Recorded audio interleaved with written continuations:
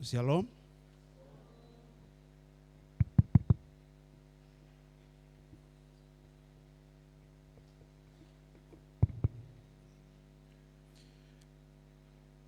Shalom, Bapak Ibu, saudara-saudari jemaat yang Tuhan Yesus kasihi.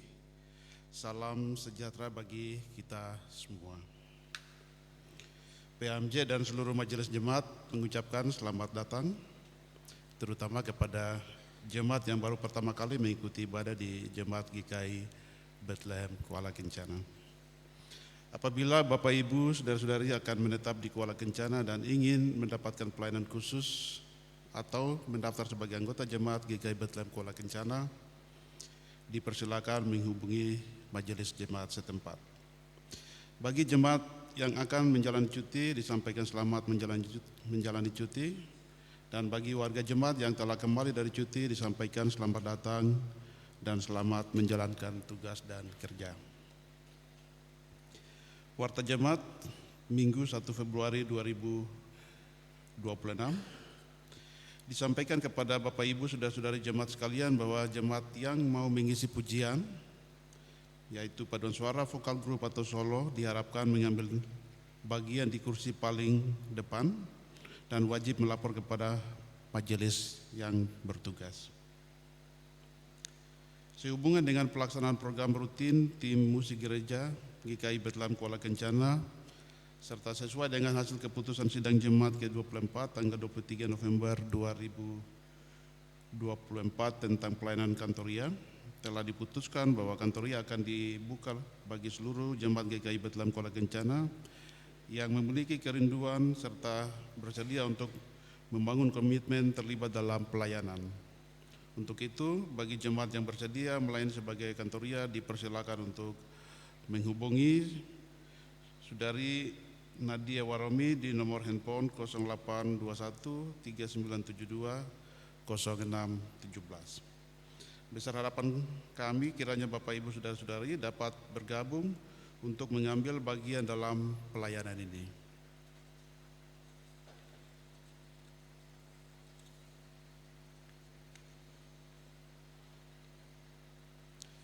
Setiap minggu keempat, persembahan yang diberikan adalah berbentuk persembahan natura.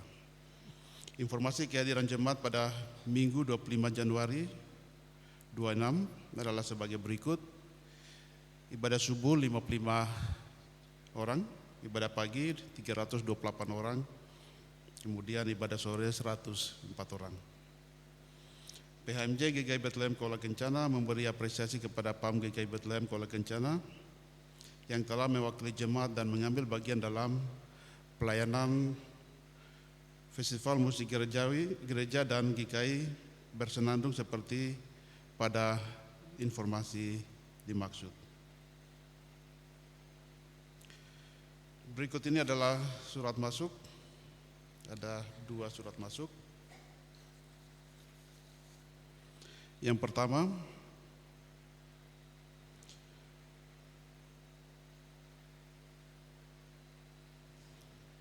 dari pencarian dana panitia HUT GKI ke-30 jemaat GKI Bethlehem Kuala Kencana. Kepada yang terhormat majelis jemaat GKI Bethlehem Kuala Kencana di tempat, salam sejahtera dalam kasih Kristus. Guna mendukung ibadah perayaan syukur HUT PI dan HUT ke-30 jemaat GKI Bethlehem Kuala Kencana, maka panitia hendak melakukan pencarian dana berupa basar yang akan dilaksanakan pada hari Minggu 1 Februari 2026 jam 10.30 setelah ibadah Minggu jam 9 pagi di halaman Gereja Bethlehem Kuala Kencana. Menu berupa aneka makan siang dan snack. Demikian surat permohonan izin pemberitahuan sekaligus mengundang jemaat GKI Bethlehem Kuala Kencana untuk berpartisipasi. Terima kasih, Tuhan Yesus memberkati.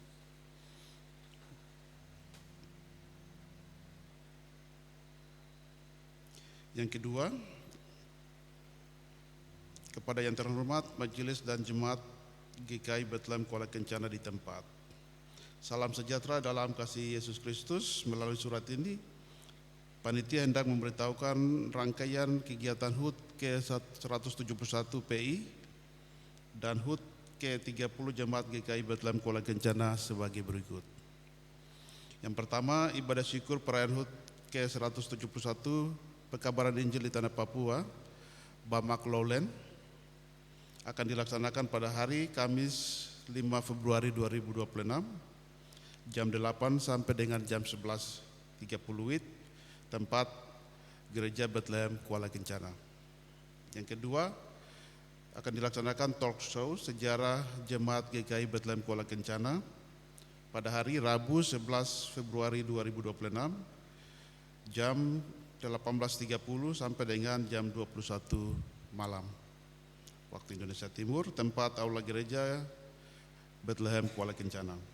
Yang ketiga, ibadah syukur perayaan HUT ke-30 Jemaat GKI Bethlehem Kuala Kencana akan dilaksanakan pada hari Minggu 15 Februari 2026 jam 17.00 tempat Gereja Bethlehem Kuala Kencana.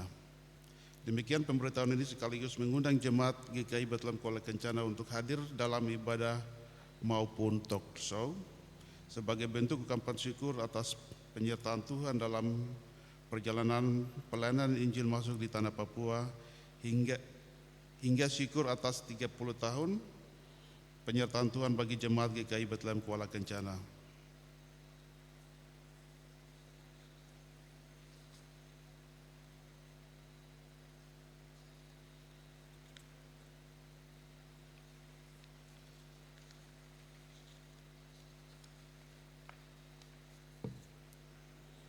Demi kelancaran, kenyamanan dan ketertiban ibadah, kami menghimbau jemaat sekalian untuk yang pertama mempersiapkan diri dengan baik untuk beribadah, menyiapkan Alkitab dan mengenakan pakaian yang sopan, memastikan handphone dalam keadaan mode diam selama ibadah berlangsung, pokok doa khusus, amplop persembahan atau perpuluhan agar diserahkan lebih awal ke majelis yang bertugas di konter saat memasuki ruang gereja, sehingga dapat dicatat dan diteruskan kepada pelayan firman Tuhan untuk didoakan dari mimbar.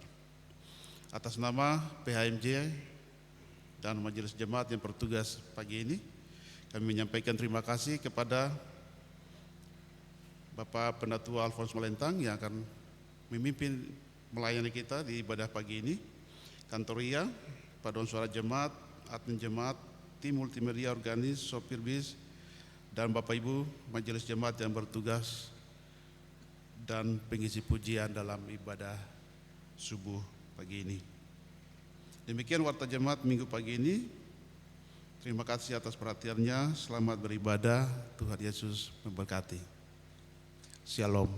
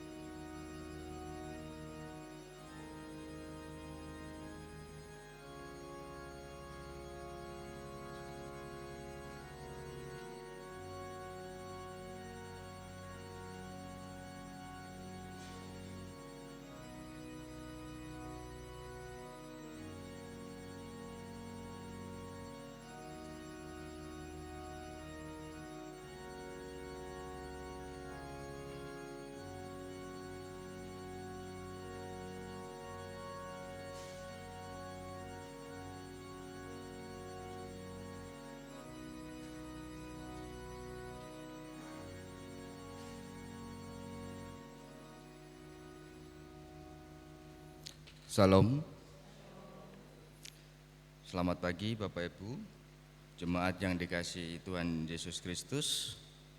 Untuk mengawali ibadah di pagi ini, kami sambut jemaat untuk bangkit berdiri dan kita menyanyi dari Kidung Jemaat, dari nyanyian Mazmur 150 ayatnya yang pertama dan kedua.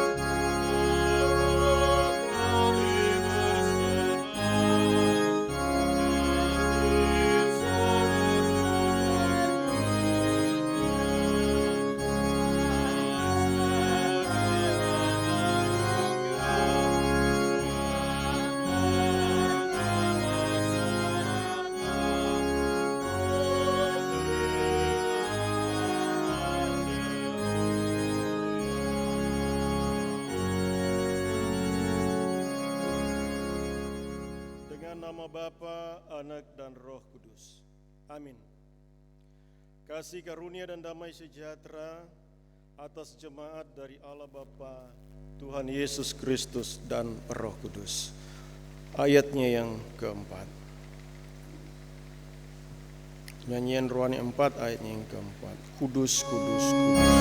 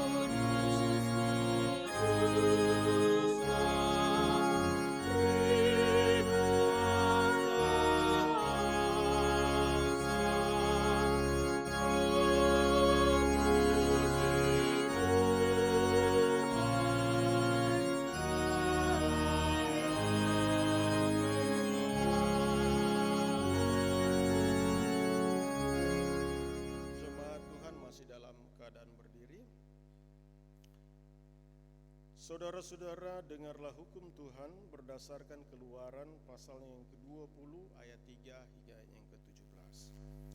Jangan ada padamu Allah lain di hadapanku.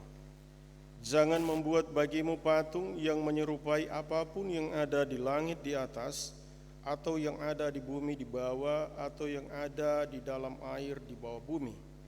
Jangan sujud menyembah kepadanya atau beribadah kepadanya, sebab Aku, Tuhan Allahmu, adalah Allah yang cemburu, yang membalaskan kesalahan bapa kepada anak-anaknya, kepada keturunan yang ketiga dan keempat dari orang-orang yang membenci Aku, tetapi yang menunjukkan kasih setia kepada beribu-ribu orang, yaitu mereka yang mengasihi Aku dan yang berpegang pada perintah-perintah-Ku.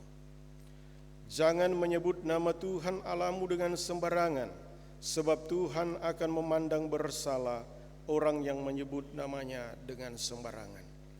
Ingatlah dan kuduskanlah hari Sabat. 6 hari lamanya engkau akan bekerja dan melakukan segala pekerjaanmu. Tetapi hari ke-7 adalah hari Sabat Tuhan Allahmu.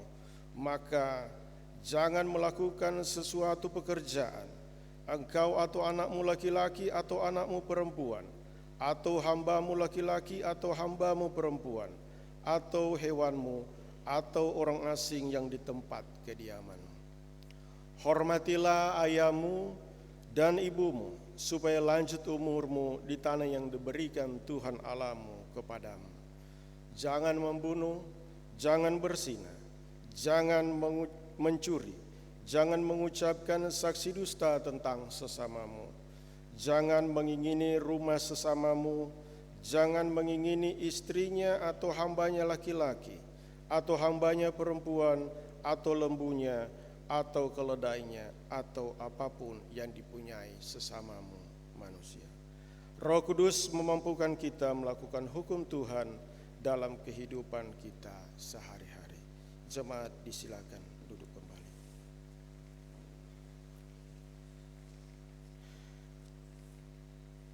Mari kita merendahkan diri di hadapan Tuhan Allah dan mengaku dosa dengan sungguh-sungguh.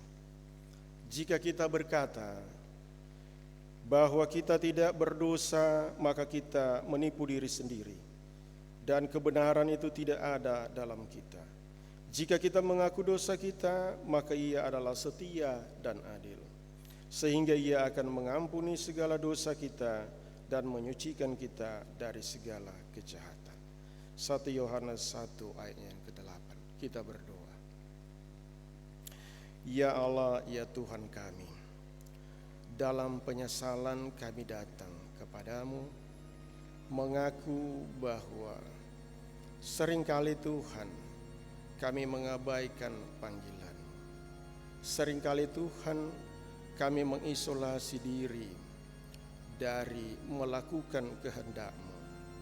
dari melihat dan turut serta mengambil bagian dalam pergumulan, dalam kesulitan orang lain untuk membantu. Olehnya Tuhan, kami mohon, kasihanilah kami dan ampunilah kami. Demi Kristus Yesus, Tuhan dan Juru Selamat kami berdoa. Amin. Mari kita menyanyi nyanyian rohani 136 ayat 1 dan 3.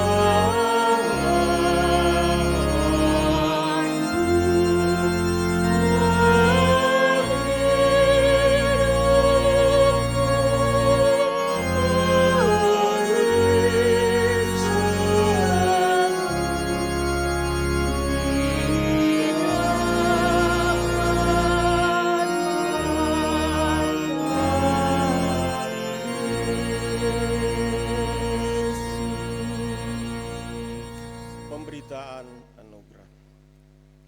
Dengarlah jemaat sabda Yesus Kristus kepada semua orang yang sungguh-sungguh mengaku dosanya. Barang siapa datang kepadaku, ia tidak akan kubuang. Yohanes 6 ayat 37b. Kita menyanyi Kidung Jemaat 40.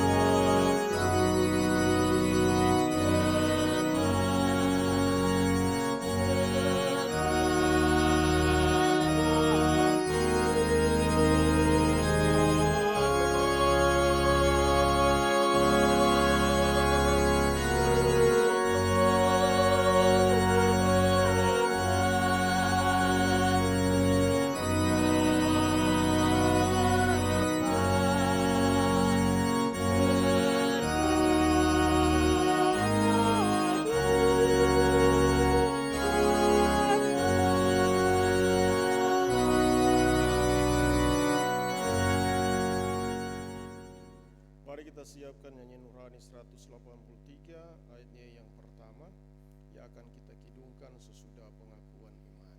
Untuk itu jemaat saya silakan berdiri.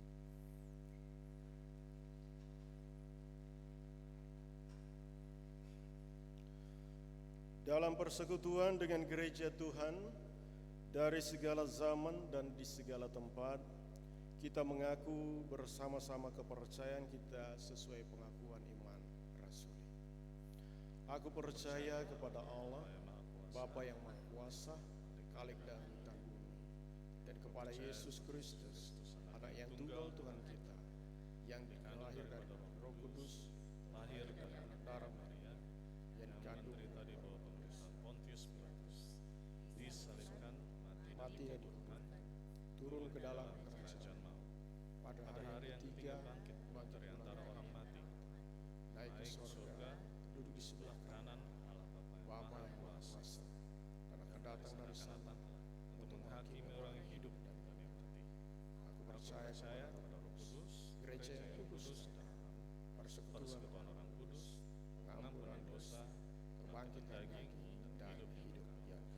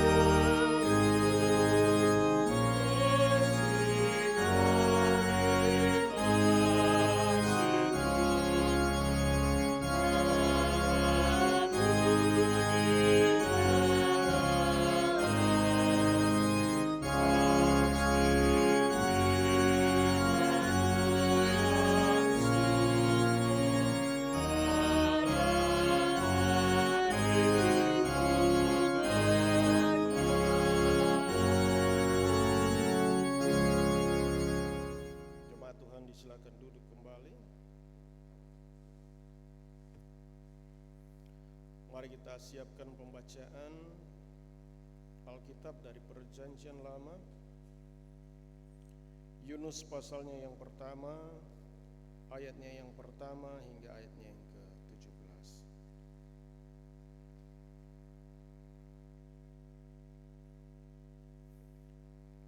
Yunus ayat pertama, pasal yang pertama, ayat pertama hingga 17.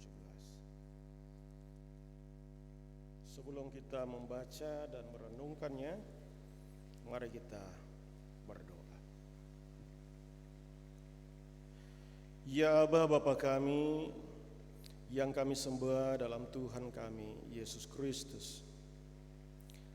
Di pagi hari ini Tuhan, dalam syukur dan sukacita, kami telah memuji dan memuliakan nama-Mu. Dan kami percaya Allah yang bertakhta di atas puji-pujian, mendengarkan, memperhatikan setiap syukur dan sukacita yang kami naikkan. Bagi kami saatnya lah untuk mendengarkan Engkau ya Tuhan. Firman-Mu telah terbuka di hadapan kami. Kami hendak membaca, merenungkannya. Olehnya kami mohon Tuhan, tolong kami, terangi hati dan pikiran kami. Berilah oleh Roh Kudus kami mengerti akan firman-Mu. Berilah kami kuasa untuk menjadi anak-anak-Mu. Agar senantiasa Tuhan, kami tidak hanya menjadi pembaca, pendengar, tetapi juga menjadi pelaku firman. Terima kasih Bapa, hamba-Mu yang akan menyampaikan sebagai penyambung lidah Tuhan. Kiranya Tuhan, Engkau memberkati agar senantiasa atas perkenanan Tuhan, hamba menyampaikan kebenaran. Terima kasih Bapa, dalam nama Yesus Juru Selamat kami yang hidup, kami bersyukur dan memohon. Amin.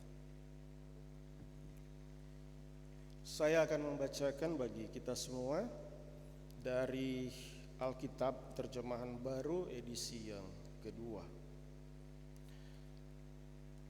Lembaga Alkitab memberikan judul perikop, Yunus melarikan diri dari panggilan Tuhan.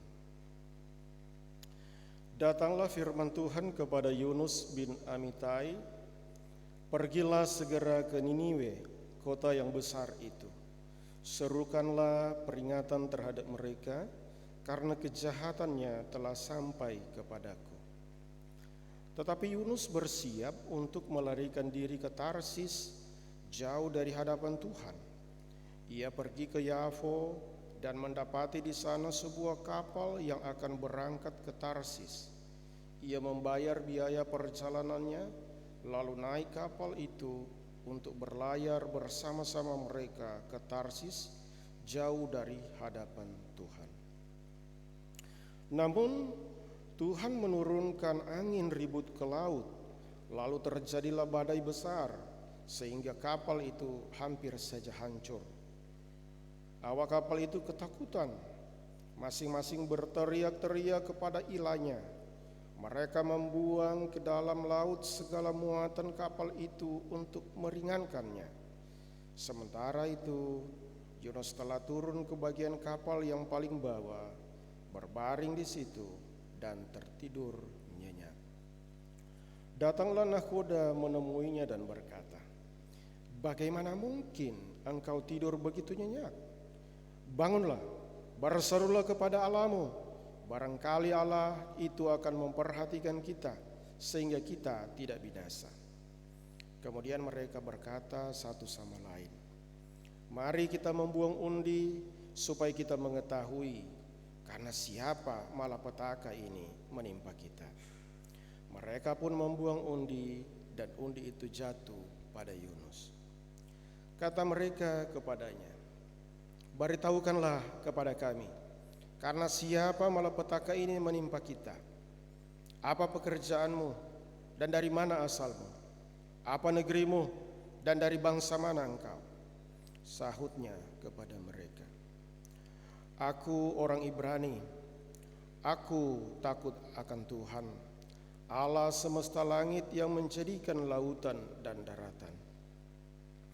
Orang-orang itu sangat ketakutan dan berkata kepadanya, "Apa yang telah kau lakukan?" Orang-orang itu mengetahui bahwa ia melarikan diri jauh dari hadapan Tuhan, sebab hal itu telah diberitahukannya kepada mereka. Mereka bertanya, "Apa yang kami harus lakukan padamu supaya laut mereda terhadap kami? Sebab laut semakin bergelora." Sahutnya kepada mereka, "Angkatlah aku dan campakkan aku ke dalam laut, supaya laut mereda dan tidak menyerang kamu lagi. Sebab aku tahu bahwa karena akulah badai besar ini menyerang kamu." Orang-orang itu justru mendayung untuk membawa kapal itu kembali ke darat, tetapi mereka tidak sanggup, sebab laut semakin bergelora menyerang mereka. Mereka berseru kepada Tuhan, katanya, "Ya Tuhan, janganlah kiranya Engkau biarkan kami binasa karena nyawa orang ini. Janganlah Engkau tanggungkan kepada kami darah orang yang tidak bersalah, sebab Engkau Tuhan telah berbuat seperti yang Kau kehendaki."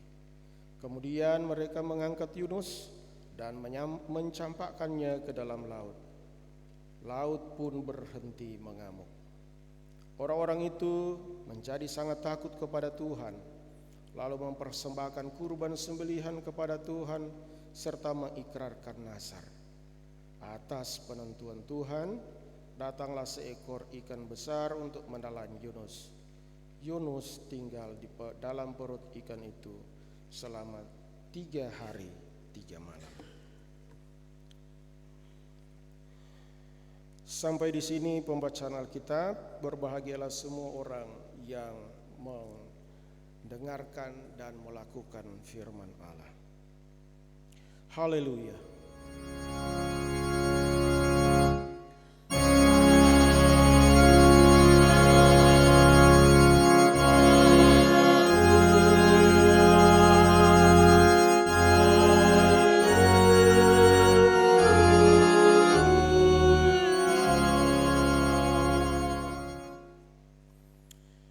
Bapak, Ibu, saudara-saudari yang Tuhan Yesus kasihi, untuk memberikan konteks bagi kita bisa melihat dari ayatnya yang kedua. Karena kejahatannya telah sampai kepadaku. Bapak, Ibu, Saudara, bahwa ketika kita melihat sejarah yang ditulis Alkitab mengenai seberapa kejam, seberapa jahat Niniwe, yaitu kota atau pusat kota dari kerajaan Asyur yang pada saat itu berkuasa di dunia saat itu. Mereka berkuasa mulai dari Iran, Irak, seluruh Irak, kemudian Syria sampai ke bagian Turki. Jadi kerajaan ini adalah mesin perang dan alat penakluk yang sangat efisien. Mereka menaklukkan bangsa-bangsa dan melakukan kekejaman tanpa belas kasihan. Tidak ada belas kasihan. Sehingga kekejaman itu dikatakan pada ayatnya yang kedua, kejahatan mereka telah sampai ke hadapan Tuhan. Nah, keadaan kerajaan Asyur ini dan orang-orangnya juga sama disampaikan oleh Nabi Nahum dalam Nahum pasal 1 ayat 11 dan pasal yang ketiga untuk menggambarkan kekejaman Asyur. Bapak, Ibu, kemudian kita melihat bagian firman Tuhan yang terdapat pada pasalnya yang keempat, ayatnya yang ketiga. Dikatakan di sana, karena lebih baik aku mati daripada hidup. Yunus berkata demikian karena ayatnya yang pertama pasal 4, ia gusar dan marah. Bapak, Ibu, kira-kira kita pernah marah atau tidak? Pernah enggak Bapak, Ibu marah? Karena saya pernah marah. Bapak, Ibu pernah marah ya? Apapun alasannya, semua orang mungkin pernah marah. Tetapi ketika kemarahan atau kegusaran itu sampai pada titik orang berkata, lebih baik mati daripada hidup, itu berarti dia sedang berkata, oh tidak, langkahi dulu mayatku. Itu berarti ada kebencian yang luar biasa. Sehingga Yunus sama sekali tidak ingin menyampaikan kabar sesuai dengan perintah Tuhan, supaya Niniwe sebagai pusat kota kerajaan Asyur yang sekarang Mosul, Irak, ya, itu bertobat. Yunus dengan nasionalisme yang kuat, ia berharap lebih baik kerajaan ini, kota ini ditunggang balikkan Tuhan, supaya selesai konflik yang berlarut-larut. Sebab Asyur adalah musuh bebuyutan Israel yang seringkali menimbulkan kerugian, penindasan, penderitaan kepada orang-orang Israel. Tidak jarang bahwa mereka menangkap orang, kemudian menyiksanya, bukan hanya memukulnya, mencederainya, tapi menyulahkannya pada sebuah tiang. Dan itulah praktik kekejaman zaman purbakala ketika sedang perang. Kemudian yang kedua, bahwa kenapa Yunus menolak? Kebencian itu muncul karena iri hati. Kenapa ia iri? Kalau kita lihat pasalnya yang keempat, begitu ia tahu bahwa Tuhan tidak jadi melakukan malapetaka yang sudah Tuhan siapkan untuk menunggang balikan Niniwe, ya, dia katakan, saya sudah tahu, itulah sebabnya sejak awal saya menolak, saya tidak mau untuk ke sana. Kenapa? Karena Allah itu pengasih dan penyayang. Jadi kalau kita di sini misalnya ada seorang ayah, kita punya 2 anak, 1 anak kurang ajar, 1 anaknya itu baik-baik, terus anak yang kurang ajar ini terus membuli anak yang baik-baik ini, terus anak yang baik-baik ini melihat anak yang kurang ajar ini orang tua sayang, pasti iri. Dan iri hati itu kemudian menimbulkan kebencian, permusuhan, sehingga Yunus memutuskan untuk mengisolasi diri. Jadi Bapak Ibu Saudara yang terkasih, karena tema kita tidak keluar dari tema sentral tentang kepedulian, kontras atau antonimnya ketidakpedulian. Penyebab pertama orang menjadi tidak peduli atau apatis yaitu kebencian. Kemudian yang kedua, ayatnya yang kelima. Jadi ada badai, para awak sibuk untuk bagaimana bisa menyelamatkan diri. Yunus tertidur nyenyak di ruang bawah kapal. Saudara-saudari yang Tuhan Yesus kasihi, kalau kita melihat bagian ini, maka mencerminkan sikap kedua dari Yunus. Ketika orang lain sibuk bagaimana menolong yang lain dalam situasi yang sulit, sama-sama mengambil tanggung jawab, Yunus yang telah mengisolasi diri, lari dari panggilan Tuhan, mengisolasi diri dari melakukan perintah Tuhan, dalam kemarahan, dalam kebencian, tetapi juga telah menjadi begitu nyaman. Bayangkan di luar atau di atas dek, orang lagi ketakutan karena kapal mau tenggelam, dihantam badai. Jadi kalau kita pernah naik kapal, wah itu bunyinya luar biasa kalau dihantam ombak-ombak besar, ya, bum bam gitu ya. Kita rasa-rasa lihat ini kapal mau pecah atau bagaimana. Ya, orang mulai berusaha untuk bagaimana caranya supaya jangan tenggelam, kurangi muatan. Tapi ada satu orang tidur nyenyak. Tidur nyenyak. Nah, karena kita ini tidak sedang dalam situasi perang, kita tidak akan membahas bagian ini dari konteks kemarahan karena kebencian. Tetapi kita akan melihat konteks lain, yaitu yang kita baca tadi dari ayat yang kelima tentang kenyamanan. Bapak Ibu, dari sini kita tahu bahwa 2 penyebab ketidakpedulian. Pertama kebencian, yang kedua terlalu nyaman.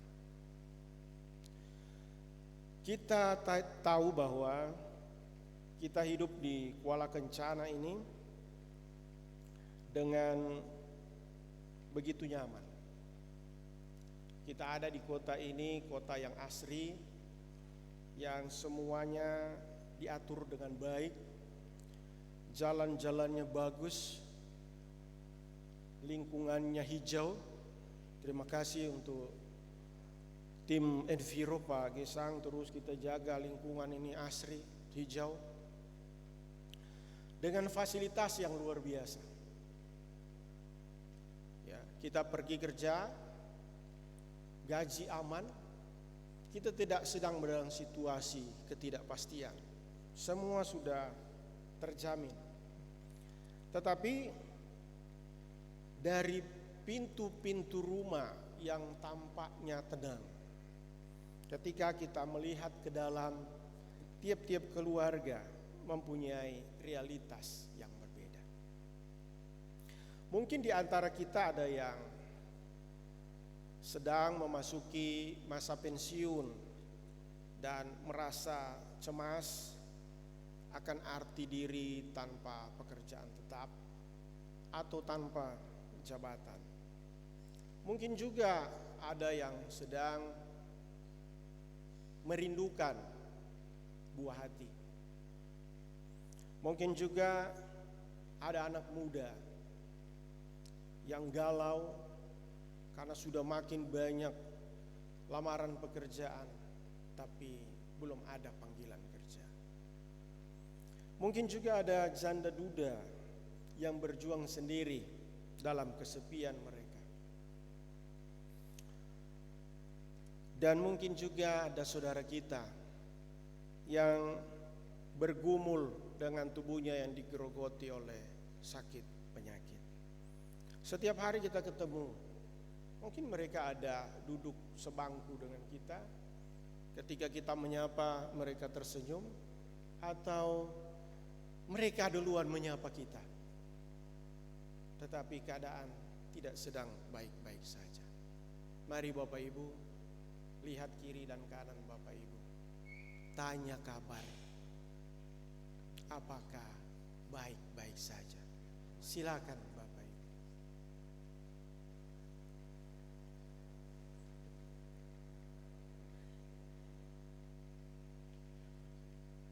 Baik-baik semua ya? Baik.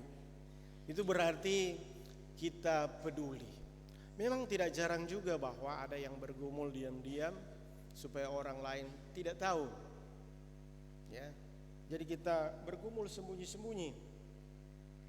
Nah, Bapak Ibu, Saudara yang dikasihi Tuhan, Allah begitu mempedulikan semua orang.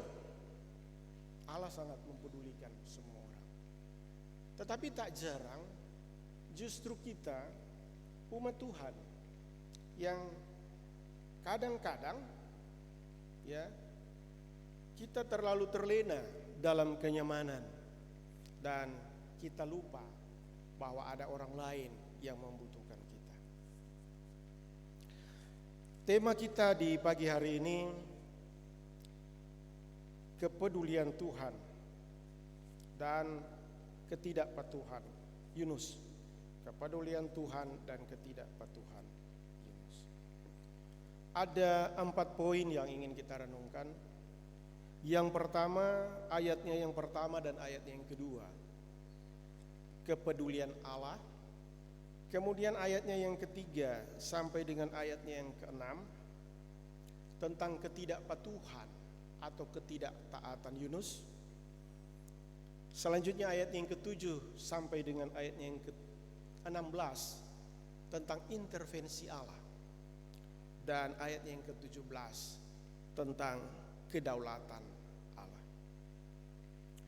Bapak Ibu saudara-saudari yang Tuhan Yesus kasihi, ketika kita melihat ayatnya yang pertama dan ayatnya yang kedua, Yunus dipanggil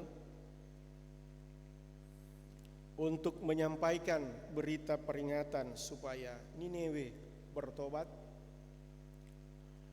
menunjukkan pada kepedulian Allah sebagai cerminan bahwa kasih yang menembus batas. Kita kadang-kadang mungkin terperangkap mengasihi orang karena kita kenal atau karena kita ada dalam satu persekutuan. Tetapi Allah tidak demikian. Allah melihat apa yang diabaikan dunia. Ketika ia memanggil Yunus ke Niniwe, ia menunjukkan bahwa kasihnya itu tidak terbatas oleh batasan geografis. Allah mengasihi semua bangsa, bukan hanya bangsa Israel dalam konsep Yunus sebagai bangsa pilihan saja. Allah mengasihi semua suku bangsa. Kasih Allah tidak terbatas pada status sosial seseorang. Kasih Allah juga tidak terbatas pada keadaan moral seseorang. Allah bahkan berkata, di dalam perjanjian baru Tuhan Yesus katakan, aku datang bukan untuk mencari orang benar, tetapi untuk mencari orang berdosa. Kenapa? Allah tidak terbatas untuk mengasihi karena kita ini orang baik, maka kita saja yang patut menerima kebaikan kasih Allah. Tidak demikian cara Allah melihat. Yang kedua, Allah melihat yang tidak dilihat atau yang tidak terlihat oleh manusia. Ketika pada bagian ini dikatakan bahwa kejahatan mereka telah sampai kepadaku, itu berarti bahwa tidak ada satupun yang tersembunyi dari hadapan Allah. Allah memperhatikan setiap detail. Allah memperhatikan setiap bangsa. Allah memperhatikan setiap pribadi. Allah memperhatikan Bapak, Ibu, saudara-saudari sekalian. Oleh karena itu, ini harusnya menjadi sebuah penghiburan bagi tiap-tiap pribadi yang saya katakan mungkin sedang dalam pergumulan. Tapi percayalah, Allah sedang memperhatikan Bapak Ibu. Setiap doa, setiap keluh kesah yang kita naikkan, Allah mendengarkannya. Allah memperhatikannya. Jika Niniwe yang jauh dari Tuhan, mereka tidak berdoa sampai peringatan itu datang, apalagi Bapak, Ibu, saudara-saudari yang berdoa. Percayalah, Tuhan bersama dengan Bapak, Ibu. Namun Bapak, Ibu, seringkali di saat Allah begitu peduli, kita justru yang adalah umat Tuhan seringkali memilih untuk menarik diri. Orang lain Tuhan begitu peduli, beberapa orang di sekitar kita atau sebagian besar dalam persekutuan kita begitu peduli, tapi ada saja orang yang menarik diri, mengisolasi diri. Bagian yang kedua, ayatnya yang ketiga hingga ayatnya yang keenam, diberi judul ketidakpatuhan atau ketidaktaatan Yunus, menunjukkan pada bahaya dari mode do not disturb. Yunus melarikan diri bukan karena takut kepada orang-orang Niniwe yang jahat itu, tidak, karena dia sebagai nabi Tuhan telah banyak menyaksikan bagaimana kemahakuasaan Tuhan. Dia tahu bagaimana perlindungan Tuhan dan pemeliharaan Tuhan.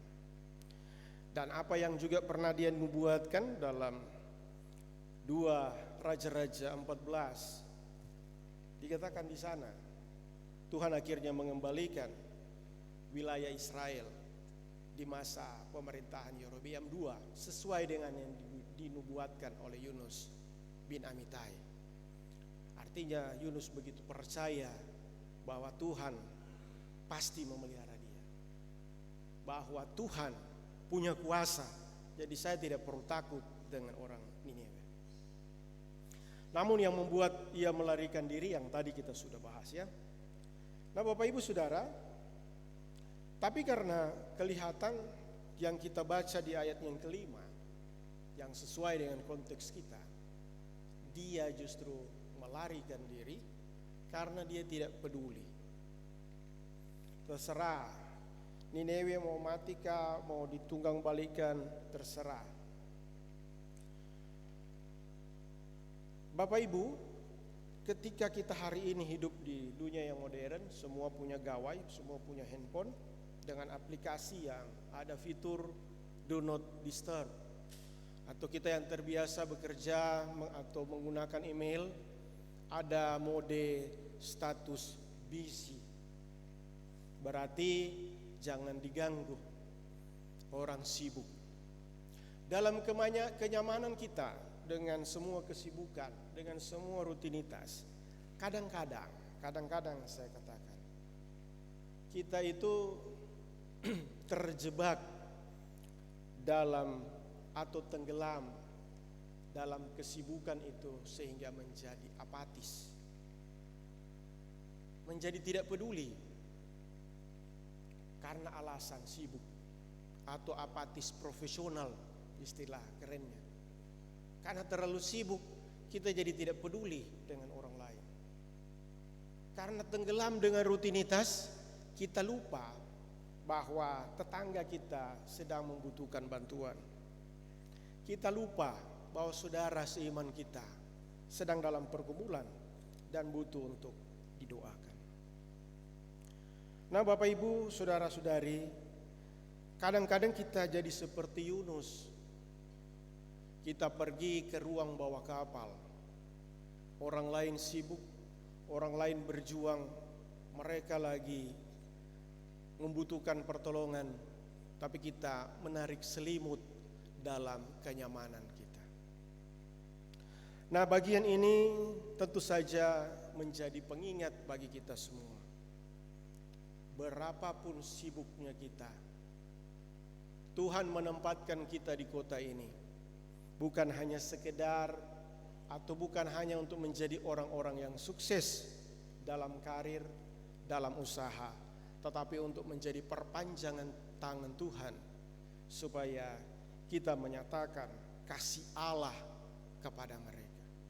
Supaya mereka tahu, Bapak Ibu, bahwa Allah itu peduli. Mereka tidak akan pernah mengerti Allah itu peduli sampai kita anak-anak Tuhan menunjukkan betapa kasih Allah itu bisa sampai kepada mereka yang membutuhkan. Dalam pelarian Yunus ketika ia mengisolasi diri dari panggilan Tuhan, dia menjadi tidak peduli, dia menjadi malas tahu. Allah mengintervensi. Ayatnya yang ke-7 hingga ayatnya yang ke-16, badai itu sebagai intervensi, sebagai alarm dari kasih yang mungkin kita lupakan. Badai yang Tuhan izinkan bukan merupakan hukuman, tetapi peringatan. Tuhan tidak membiarkan Yunus tetap tertidur. Ia mengirimkan badai bukan untuk menghancurkan, tapi untuk membangun. Seringkali badai atau ketidaknyamanan dalam hidup kita merupakan cara Tuhan untuk mengguncang kapal kenyamanan kita, agar kita dapat berhenti menjadi orang yang tidak peduli atau orang yang apatis, dan mulai melihat kepada kebutuhan orang lain dengan kasih. Namun demikian, Allah tidak berhenti pada guncangan saja. Allah juga memberi ruang kepada tiap-tiap orang yang melarikan diri. Allah memberikan kesempatan kedua sebagai ruang untuk kita merefleksikan diri. Sudah sejauh mana kita mengisolasi diri? Sudah sejauh mana kita melarikan diri? Dan apa maksud Tuhan, rencana Tuhan, supaya kita menjadi bagian saluran berkat bagi orang-orang yang sedang dalam kesulitan. Sehingga ayat 17 kita melihat kedaulatan Allah. Dengan datangnya badai, Yunus yang masa bodoh yang berkata, "Campakkanlah aku ke laut," berpikir bahwa dalam ketidakpeduliannya itulah sudah solusi bagi dia. Karena dia tidak mau mengambil bagian, menyatakan kepedulian atau kasih Allah kepada orang yang membutuhkan. Allah mengirimkan ikan besar menelan dia. Itu sama seperti dengan kita berusaha tetapi jalan buntu. Tidak bisa. Kita seperti tabrak tembok. Mau lari kemana lagi? Yunus sebenarnya udah tahu dari awal bahwa tidak ada yang tersembunyi di hadapan Tuhan. Di mana di kolong langit ini dia sebagai nabi bisa lari dan bersembunyi dari pandangan Tuhan? Tidak ada. Justru malah yang terjadi, bahkan sampai hal yang tersembunyi di dalam hatinya Tuhan nyatakan tadi lewat undian. Yunus jatuh undi sehingga dia harus mengaku bahwa dialah penyebab dari malapetaka itu. Kita tidak bisa bersembunyi dan terus melarikan diri. Allah mengirimkan ikan besar ini kepada Yunus sampai dia berada pada jalan yang buntu, tidak tahu harus kemana lagi, mau lari kemana. Mau tidak mau dia dipaksa untuk datang kepada Tuhan. Sehingga badai dan ikan besar menjadi ruang refleksi, kesempatan yang kedua bagi Yunus untuk berbalik. Sebenarnya pada waktu badai itu, ketika awak bertanya, dia punya pilihan, bukan untuk mencampakkan diri dia ke dalam laut, tetapi baiklah kita kembali ke Yafo supaya saya bisa kembali ke Niniwe. Kenapa? Karena dia berjalan berbalik dari panggilan Tuhan. Niniwe ada di timur, dia pergi ke barat. Ya, Niniwe di timur, dia pergi ke barat. Nah, Bapak Ibu, ketika kita berada dalam situasi seperti Yunus, membuat persoalan, membuat pelanggaran, menjauhkan diri dari Tuhan, menjadi tidak peduli, dan segala sesuatu menjadi sulit. Segala sesuatu menjadi sulit. Adalah waktu untuk kita merefleksikan diri. Adalah waktu untuk kita berpikir ulang.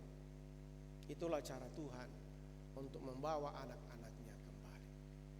Bapak Ibu Saudara, kalau kita lihat di sini, bagaimana kepedulian Tuhan itu. Ketika kita sudah membuat kesalahan, kita diberi kesempatan yang kedua. Ada orang yang diberi kesempatan ketiga, ada mungkin sampai kesempatan yang keempat. Banyak sekali kesempatan untuk kita bisa kembali. Orang-orang di kapal di luar dari rencana Yunus, tapi mereka mendapatkan kasih Tuhan. Mereka yang tadi berteriak kepada dewa-dewa mereka, pada bagian akhir pembacaan ini mereka menjadi takut dan berteriak kepada Allah Israel. Mereka bertobat. Niniwe yang Yunus tidak mau, mereka bertobat. Tetapi tetap Tuhan paksa Yunus harus ke sana sehingga mereka bertobat. Tuhan peduli bagi kita semua. Tuhan peduli siapapun kita. Tuhan tidak peduli tentang seberapa buruk kehidupan moral kita. Ia mengasihi kita. Kadang-kadang kita menjadi seperti Yunus, tapi ketahuilah kita mau lari sampai di mana. Tidak ada tempat bagi kita untuk terus-menerus lari. Bapak Ibu Saudara-saudari yang Tuhan Yesus kasihi, mari kita bawa pulang 5 poin dari kebenaran firman di bawah yang sudah kita renungkan pagi ini. Saya kasih singkatan pulang. P yang pertama, peduli tanpa batas. Allah peduli kepada semua orang, termasuk mereka yang sulit kita cintai. Usik kenyamanan diri kita. Jangan biarkan kenyamanan menina-bobokkan kepekaan rohani kita bahwa ada orang yang membutuhkan kita. Lihat melampaui diri kita sendiri. Buka mata hati kita terhadap pergumulan yang sedang dialami oleh orang di sekitar kita. Ambil kesempatan kedua. Jangan kemudian kita memulai atau mengambil kesempatan. Jangan kita menunda. Tapi ambillah kesempatan untuk memulihkan hubungan kita dengan Tuhan, dengan sesama, dan juga dengan lingkungan. Kenapa? Karena di bacaan kita ini Allah itu di bagian pasal 4 memperhitungkan bukan hanya penduduk Niniwe, tetapi juga ternak-ternaknya. Allah juga peduli dengan lingkungan. Dan NG kita pakai bahasa Jawa sedikit, ngandalkan kedaulatan Tuhan. Percaya dalam situasi terjepit pun Allah sedang bekerja. Jadi sabar, jangan panik. Tuhan Yesus memberkati kita. Amin. Diberi kesempatan puji-pujian dari unsur PW Rayon 3.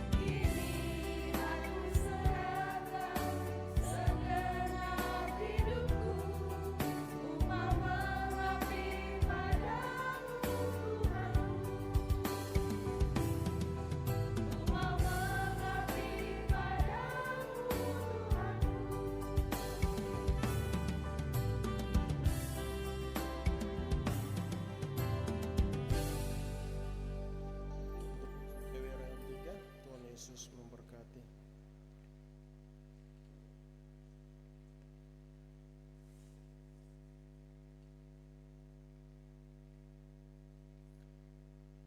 Bapak Ibu, saudara-saudari jemaat yang Tuhan Yesus kasihi, sebelum Bapak Ibu memberi persembahan, dengarkanlah firman Tuhan.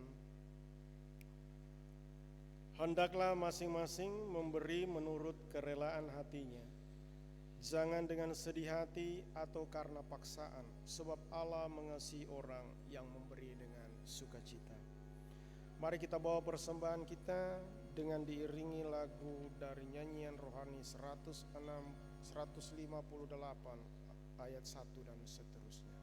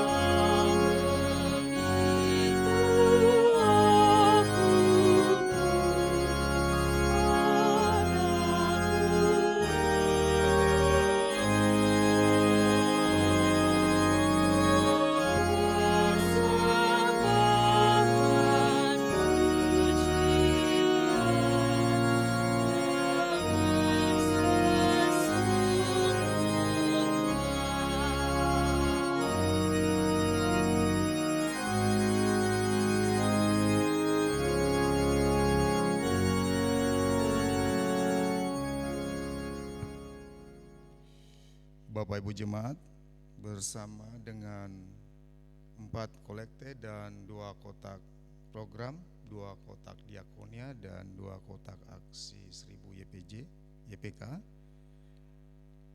ada persembahan perpuluhan dari Rayon 3 Pondok Amor, persembahan perpuluhan yang tidak menyebutkan nama, pengucapan syukur dari Rayon 4, amplop persembahan persepuluhan yang tidak menyebutkan nama, dan persepuluhan yang tidak menyebutkan nama. Doa persembahan bersama dengan doa syafaat.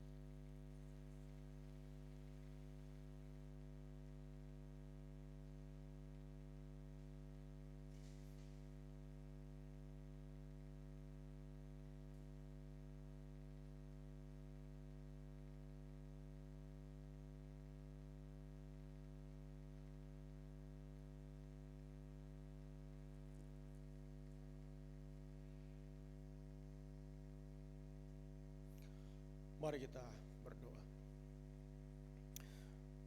Allah Bapa kami di dalam kerajaan surga, di tengah-tengah persekutuan ibadah yang bersyukur di pagi hari ini, kami naikkan segala pujian, syukur, hormat, kemuliaan bagi-Mu Tuhan yang telah memelihara kehidupan kami dalam kasih Tuhan yang tak terbatas. Engkaulah Allah yang patut kami puji dan muliakan, sebab Engkau melihat jauh sampai ke dalam lubuk hati kami. Engkau begitu peduli kepada kami. Engkau mengerti setiap keluh kesah kami. Engkau mengerti setiap pergumulan-pergumulan kami. Ketika lama kami menanti Tuhan jawaban-Mu, kami percaya bahwa itu bukan karena Engkau tidak peduli. Kami percaya Tuhan bahwa Engkau punya rancangan-rancangan kebaikan bagi kami. Karena kami terlalu yakin, ya Tuhan, Engkau adalah Allah yang pengasih dan penyayang. Allah yang panjang sabar dan berlimpah kasih dan setianya. Oleh karena itu Tuhan, dalam ungkapan-ungkapan syukur kami hendak membawa segala pergumulan-pergumulan kehidupan kami. Tiap-tiap orang mempunyai pergumulannya masing-masing. Tiap-tiap orang menyerukannya kepadamu Tuhan, baik yang terbuka untuk menjadi pergumulan doa bersama di tengah-tengah jemaat, baik yang bergumul sendiri secara diam-diam. Tak ada yang tersembunyi bagimu Tuhan. Mereka mungkin bergumul karena duka cita yang dalam ditinggalkan anggota keluarga mereka. Mereka mungkin bergumul dan berjuang dalam kesepian karena sebagai janda atau duda. Mereka yang bergumul karena sakit penyakit yang menggerogoti tubuh mereka. Mereka tampak tersenyum karena Tuhan memberi mereka iman untuk menjalani hidup dengan penuh semangat. Mereka mungkin bergumul menanti pekerjaan dengan sekian banyak lamaran yang mereka sudah masukkan ke perusahaan-perusahaan. Mereka mungkin bergumul Tuhan begitu lama, bertahun-tahun merindukan buah hati. Allah yang pengasih, yang mengerti begitu banyak keadaan hati kami, Tuhan dengarkanlah. Jika kami harus menanti oleh karena kesalahan, karena dosa-dosa yang tidak kami sadari, kasihanilah kami dan ampunilah kami. Jika kami harus menanti begitu lama ya Tuhan, karena Engkau mau menyatakan kuasa-Mu, nyatakanlah Tuhan. Supaya seluruh dunia tahu bahwa di tengah-tengah jemaat ada Allah yang Maha Kasih. Ada Allah yang Maha Kuasa yang memperhatikan anak-anaknya. Terpujilah Tuhan. Ya Aba Bapa kami dalam kerajaan sorga. Di pagi hari ini juga Tuhan, dalam persekutuan yang bersyukur ini, kami telah membawa persembahan syukur kami. Dalam kantong-kantong persembahan, dalam kotak program kotak diakonia aksi YPK 1000, juga dalam sampul-sampul ucapan syukur, ada dari Pondok Amor Rayon 4, juga ada sampul-sampul persepuluhan yang tidak menyebutkan nama. Tetapi terlebih Tuhan, kami juga datang membawa seluruh kehidupan kami. Kami terbuka di hadapan Tuhan karena kami mempercayai Tuhan, karena kami mengimani Allah kami yang selalu memelihara kehidupan kami. Kami bawa hidup kami sebagai persembahan yang kudus, yang berkenan kepada-Mu ya Tuhan. Tolong kami Tuhan dalam hari-hari hidup kami, supaya seperti Engkau peduli tanpa batas. Engkau mempunyai kasih yang inklusif bukan eksklusif. Kiranya Tuhan kami dimampukan untuk terus memiliki kepekaan rohani, mengerti setiap pergumulan kehidupan. Mungkin mereka adalah anggota jemaat, mungkin mereka adalah anak buah kami di tempat kerja, mungkin mereka adalah rekan-rekan kerja kami, bahkan mungkin orang-orang di dalam rumah kami atau tetangga kami. Tolong kami Tuhan. Terima kasih Bapa di dalam kerajaan sorga. Kami mau menapaki bulan yang baru ini bersama-Mu Tuhan. Karena kami percaya bersama-Mu kami tak akan pernah gagal. Di dalam nama Yesus Kristus yang adalah Tuhan dan Juru Selamat kami yang hidup, kami berdoa, kami bersyukur. Amin.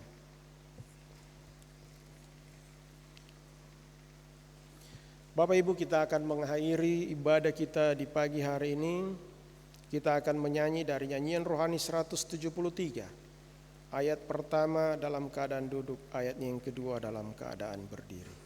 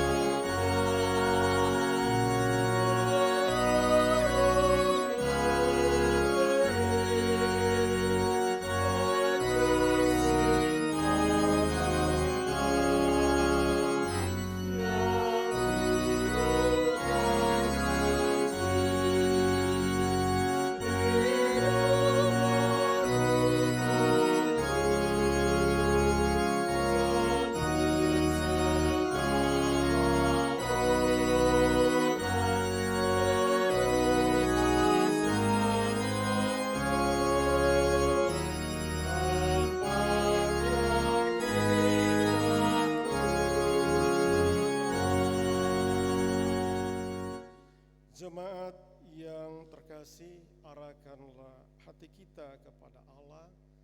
Terimalah berkat Tuhan dan pergilah dengan sukacita. Tuhan memberkati engkau dan melindungi engkau.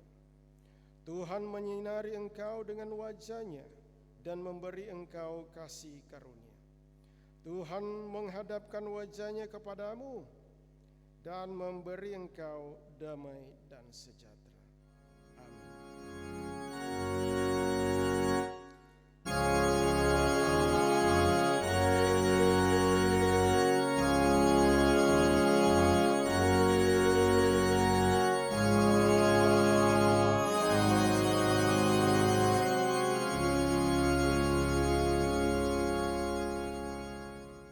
Ibadah kita telah selesai, jemaat disilakan duduk untuk bersaat teduh.